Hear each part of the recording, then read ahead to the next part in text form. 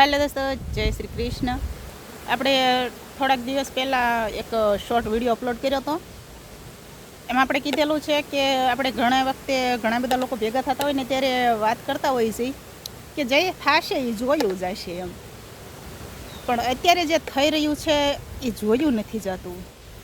જે વિદ્યાર્થીઓ પર અત્યાચાર થઈ રહ્યો છે એ જોયો નથી જતો, એવું આપણે વિડીયો અપલોડ કર્યો છે. તો એમાં યોગેશભાઈ સોલંકી છે, એમણે કોમેન્ટ કરી છે કે બેન, ગીતાજી ન વાંચી હોય તો વાંચી લેજો.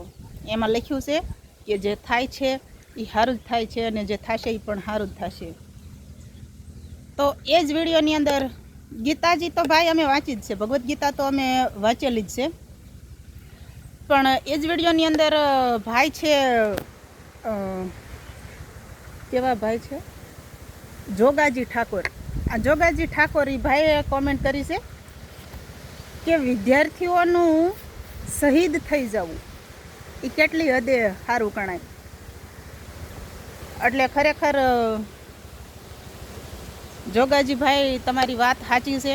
જોગાજી ઠાકોર, તમારી વાત 110% સાચી છે. એટલે જ મારેથી એ વાત સહન ન થઈ, એટલે જ મારે આ વિડીયો અપલોડ કરવો પડ્યો કે જે થાય છે ને એ જોયું નથી જતું.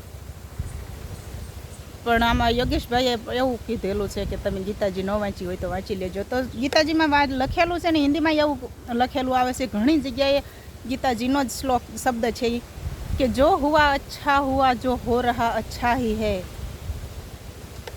એટલે આ જે કાંઈ થઈ રહ્યું છે એ ખરેખર સારું ન જ ગણાય. અને આગળ ભગવાનને પ્રાર્થના કરીએ કે કોઈ પણ વિદ્યાર્થી આવું પગલું ન ભરે. પેપર લીક થવાના હિસાબે 28 વિદ્યાર્થીઓ જે એક હારે આત્મહત્યા કરી અને શહીદ થઈ ગયા ગણાય, તો એ ખરેખર આપણા માટે સારી વાત ન ગણાય.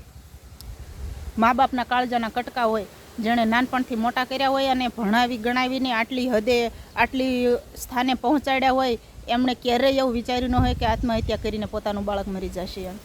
તો જે કાંઈ થઈ રહ્યું છે એ ખરેખર સારું ન જ ગણાય.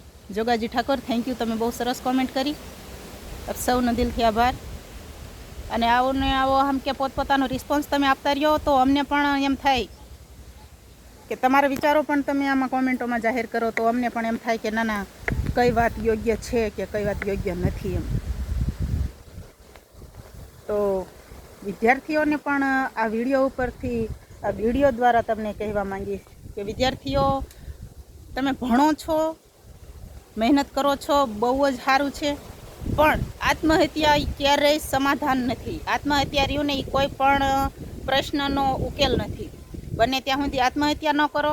જે કાંઈ થાય છે એની સામે સાહસથી લડવાનું. જેમ જંતર મંતરમાં કેટલા દેશ વિદેશથી બધા, વિદેશ તો ન ગણાય સરી, પણ ટૂંકમાં અવનવા શહેરોમાંથી લોકો જે ઉમટી પડ્યા, અલગ અલગ જિલ્લાઓમાંથી, અલગ અલગ તાલુકાઓમાંથી, તો બસ પોતાની માટે લડવાનું હોય, આત્મહત્યા ન કરવાની હોય. ક્યારેય પણ આવું અવળું પગલું નહીં ભરવાનું. મા બાપ વિશે વિચાર કરવાનો કે તમારા મા બાપ રહ્યા ને, તમે તમારા મા બાપનું જીવન છો, તમારા દ્વારા જ તમારા મા બાપ જીવતા હોય છે. અને વિદ્યાર્થી જો આવું પગલું ભરે ને, ત્યારે મા બાપને નથી જીવાતું કે નથી મરાતું. બાળકોની યાદમાં આખી જિંદગી રોઈ રોઈને કાઢવી પડતી હોય છે. એટલે બને ત્યાં સુધી આત્મહત્યા ન કરો અને પોતાના હક માટે લડો.